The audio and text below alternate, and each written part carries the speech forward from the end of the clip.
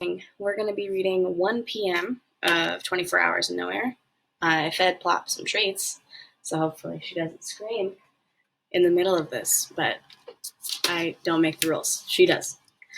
Okay, so 1 p.m. is where we're going to pick up. At 12 p.m., we left off where Rossi and Bo were fighting in that part of the track that no one could see. Bo grabbed Rossi's handlebars and she flipped. She's kind of injured. She's still trying to fight Bo. He's been kicking her tires, trying to sabotage her. So we are at 1 p.m. Rossi and Bo saw Jacob just as he rounded the corner at them. Bo released Rossi's legs and dove to the side of the truck, and Rossi rolled in the dirt away from Jacob, who jerked his bike to the side and wiped out in the silt, sending up a giant dust cloud. Rossi wasted no time. She jumped up and limped back to her bike, her arms held close to her chest. Transcendence, existence beyond the normal or physical level, excellence. According to the great ones, there have been several instances where athletes have competed with serious physical injuries. In 1956, goalie Bert Troutman finished the FA Cup with a broken neck. In 1985, football player Ronnie Lott played a game with a crushed finger that later had to be amputated. In 1996, Carrie Strug performed the vault with an injured ankle, ensuring her team won the Olympic gold medal. And in the year I was about to start 8th grade, though it wouldn't be written about in any book, on that last scorching day of summer vacation, 13-year-old Rossi Scott finished a race almost no one in the world knew or cared about, with a sprained ankle, a dislocated thumb, and 2 fractured ribs. But the handful of people who did know about it cared enough for the whole world. Bo ran to his own bike and jumped on, and then he was in front of her again. I felt a sinking in my stomach. Every time she tried to pass, he cut her off. I could tell she was hurt. She didn't even seem to have the strength left in her to get around him. As they rounded the last corner, she tried one more time to pass. He blocked her. That was it. There were no more chances. And then she turned to the right and drove straight into the loose silt. Matthew threw up his hands. She's done. That's it. It's over. The fineness of the silt caused a giant, thick cloud of dust that obscured both Rossi and Bo. I can't see what's happening, I cried. Where are they? I'd seen a lot of riders hit the silt, and a massive dust cloud always erupted when that happened. But this was like a nuclear bomb had gone off. It felt like hours passed as we ran along the edge of the basin, following the growing cloud, steadily moving toward the finish line like a dust storm headed into town. What was happening in there? The heat pounded down on me to the point where I could no longer run, no longer move, no longer breathe. I used my last remnant of air to call out her name. She emerged from the cloud and back onto the compacted dirt. She gunned her bike and moved in front of Bo, kicking up dirt right in his face.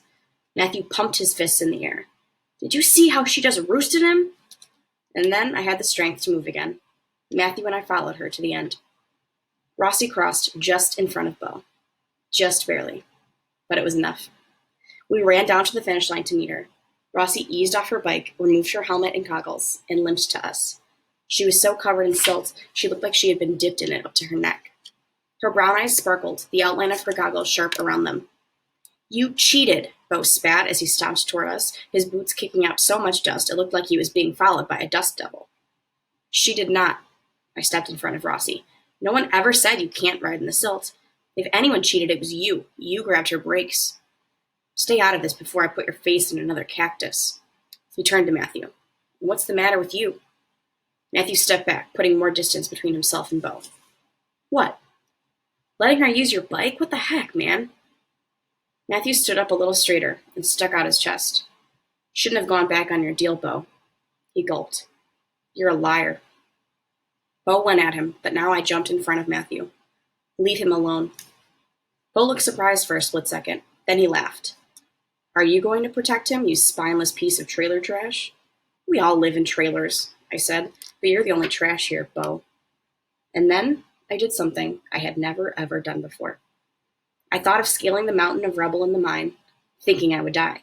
I thought of untangling the bat from Rossi's hair, of fighting off the mountain lion with nothing but my backpack, of pulling Rossi from the water when I'd had no strength left. I summoned it all as I pulled back my arm and swung at Bo with everything I had. And completely missed Bo's face. Completely missed. By like a whole foot. And I stumbled a little. Okay, a lot. Cut me some slack, I wasn't used to fighting back. Bo wasted no time. He raised his fist and landed it full force on my nose. I heard a nauseating crunch and fell to the ground. Warmth trickled down my mouth and chin. I touched it. Blood. I was pretty sure Bo had broken my nose, but I stood back up and faced him. Is that all you got? I spit blood on the ground, like I was the toughest cowboy in a western, when really I felt like I was going to throw up. Bo came at me again, and I swung my arms wildly before he was even close to reaching me. I batted at the empty air, screaming like a madman, my arms two out-of-control windmills. I was a whirlwind of fists and fury. I was a cyclone of glory and grit. I was a tornado of tough and turpentine. I had my eyes closed, so I'm not totally sure what Bo's reaction was, but I like to think he was at least a little tiny bit afraid. Or at least afraid that I had gone insane. Then we heard a gruff voice shout, "Enough." I stopped my threatening display, and we all turned to see Jack walking toward us.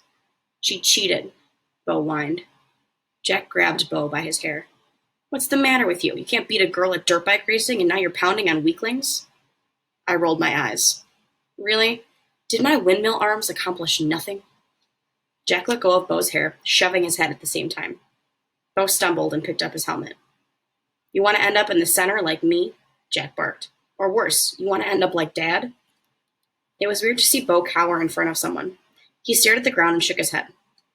"Get your stuff together and get your butt home," Jack ordered. Then he looked at Rossi. He nodded slightly to acknowledge her, as though she had earned that nod. He didn't bother with the rest of us. Instead, he turned and stomped off, both following closely behind. I knew we'd pick this back up tomorrow at school, but I found I wasn't really all that scared. After all I'd gone through, what more could Bo possibly do to me? A man walked up to us, and both Rossi's and Matthew's faces went slack-jawed. You're... Rossi mumbled. The man's face looked equally surprised as he stuck his hand out. Rossi held one arm to her chest and stuck the other out to shake his hand. "You're a girl," the man exclaimed. Rossi shut her mouth, the adulation gone from her face. She tilted her head to the side and furrowed her eyebrows, still shaking the man's hand. "Did you come all the way here to tell me that?" The man laughed and finally released Rossi's hand. "I think it's awesome you're a girl. Sorry, I was just surprised. I've never seen racing like that from someone so young." "What are you doing here?" Rossi asked. "Mayor Hanson told me there were some pretty sweet races going on in this little town. Thought I'd check it out. I love finding talent in strange places." "You know Mayor Hanson?" Matthew piped up. "Oh yeah," Mayor Hanson said, walking up to us. "We go way back." "No way," Matthew whispered. "Why do you think I want to live here?" Mayor Hanson said. "Best dirt bike racing anywhere. Best climate for my ostriches." He gave us a sly look. "And other interesting things." The man looked at Rossi. "So I'll see you at camp then?" "Rossi," she said. The man laughed. "I love it. I'll see you at camp, Rossi. I'll have your new bike ready for you." We all watched him walk away. "I can't believe it," Matthew whispered. "No way." "So who is that?" I said. Both Rossi and Matthew looked at me, their mouths agape. "Seriously, Gus?" Matthew said. "That was the breaker himself. I can't believe it." I smiled at Rossi, her eyes absolutely dazzled. "Not impossible," I said. Mayor Hanson lifted my chin, inspecting my face. He sighed. "I guess we go to the hospital now." That's the end of 1 p.m. All right, so race is complete. There will be a question for you up on a Google form. We will read our next chapter tomorrow and then one more chapter later on this week, and we'll finish.